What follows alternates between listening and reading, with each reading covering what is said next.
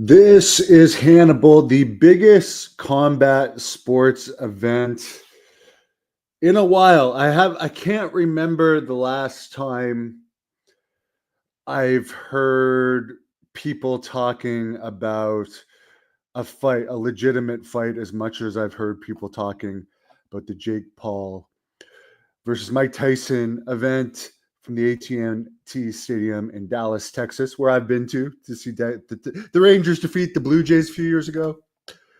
Coming up tomorrow, Friday, they had the press conference today, and it was executed very well.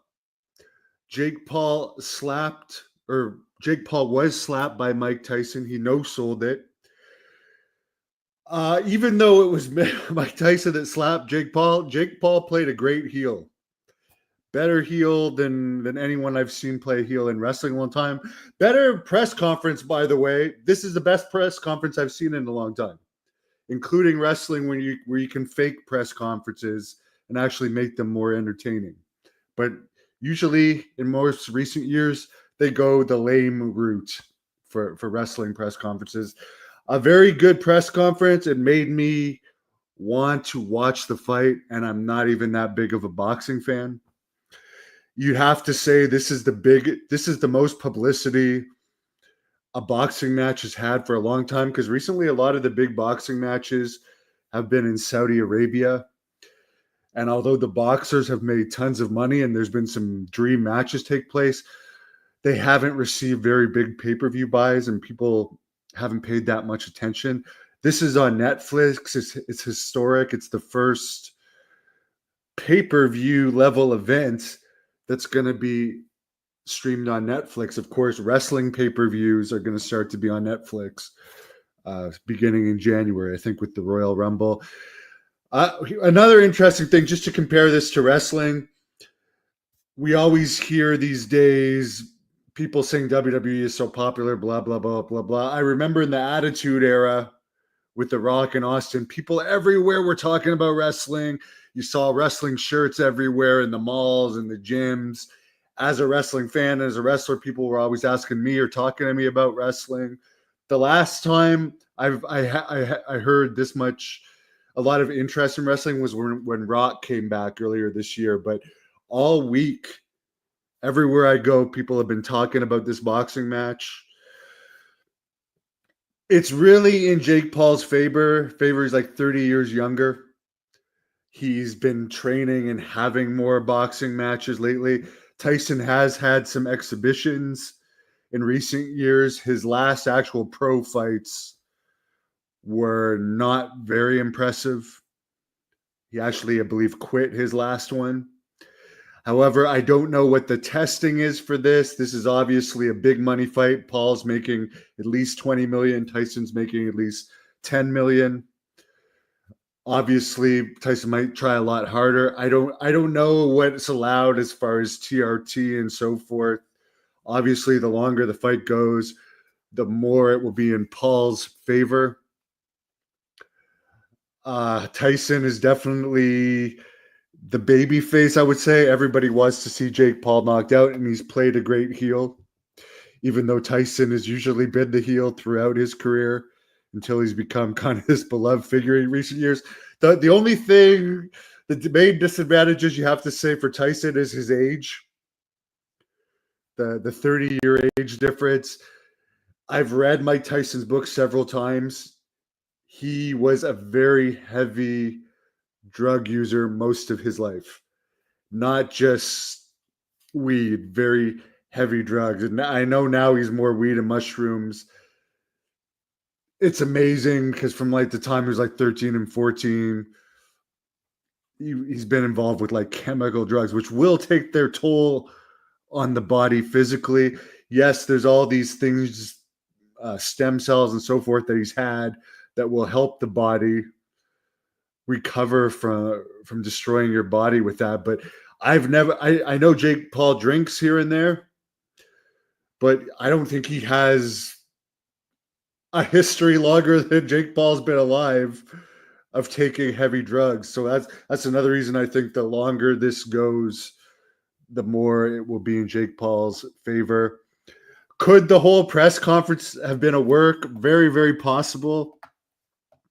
The other thing I have to say about this, what the heck? Why does everyone like Ariel Hawani so much?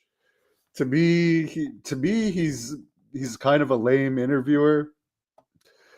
I mean, congratulations for him for doing as well as he's done. But one thing I noticed about this, I really don't like his interview style. But yeah, you guys can write your predictions in the comment. I will hope personally that Mike Tyson wins, but I would say if it goes past the second round, Mike Tyson is going to have a very hard time, uh, and someone might throw in the towel, or he might just quit, as he did in his last professional fight. So, and if it goes beyond that, Jake Paul's going to have a huge advantage just because he hasn't been a drug, like Mike Tyson has admitted to being a drug addict for years.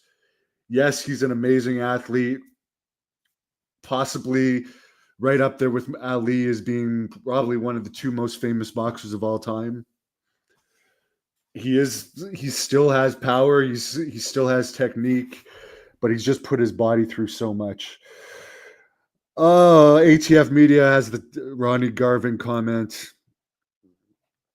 What's my favorite Tyson fight from the old days?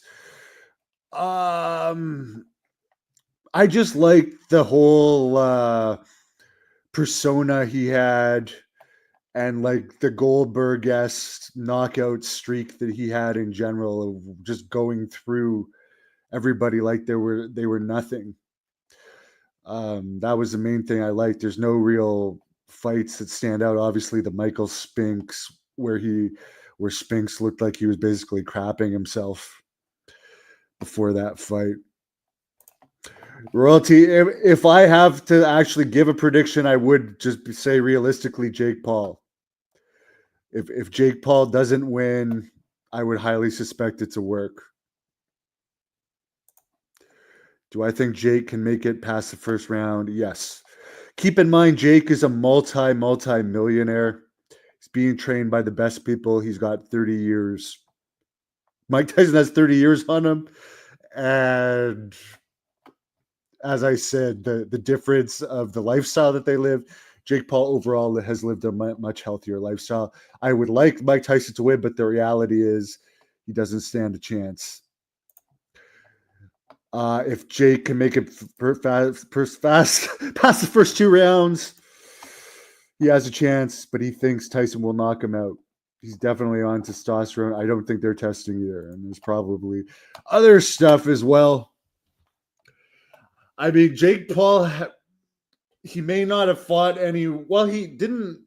Anyways, I'm not going to talk too much about it, but I agree with you. Mike Tyson's best chances are in the first two rounds. Hey, Andre. Tyson does know what he's doing. Either way, both of these guys win because they're making a fortune on it. And I don't think Tyson is going to get knocked out. I think someone will throw in the towel or he'll quit before he's knocked out. I think if Tyson gets in trouble, he knows how to protect himself well enough to not get knocked out. I don't expect Tyson to get knocked out. I'm not saying no one's going to throw in the towel or he's not going to give up. You know what would be interesting? I don't know if it would happen if someone from Saudi Arabia, and this could happen now that Haku has this crazy reputation, if they would pay him enough, even, I don't know if he's 60 or not yet, to have a legitimate fight in Saudi Arabia for an amount of money that he couldn't refuse.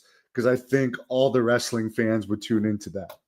And maybe that fight should be the follow-up fight for Mike Tyson. Because honestly, I've heard Tyson saying he wants to fight all these other guys, but let's face the fact, if he loses this, there's not going to be much more people wanting to see him continue fighting. They're just going to be like, okay, you had your last hurrah.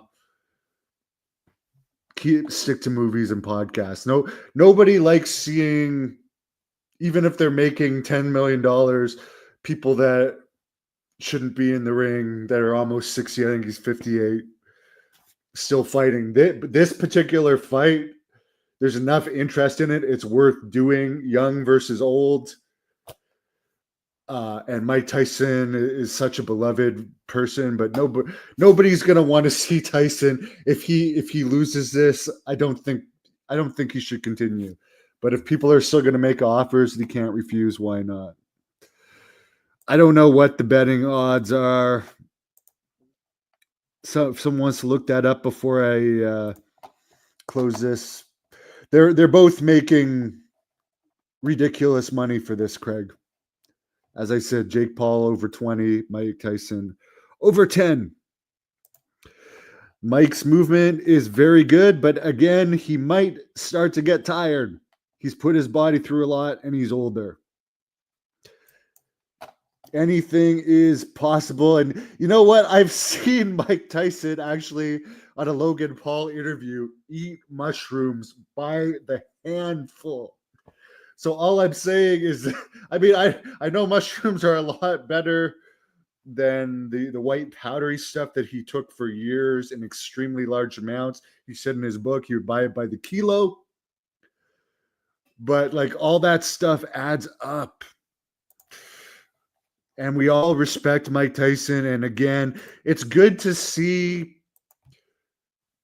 To me, it's good to see people talking about combat sports like this and interested in it. Because as I said, UFC around the George St. Pierre era, the Brock Lesnar era, people were, I'm not saying it's not popular, but people were like talking about it all the time.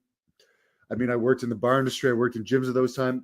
People were always talking about it. In recent years, UFC really hasn't had a star to the level of the guys that they did in the past. Let's face. I mean, Conor McGregor is still a huge star, but he hardly fights.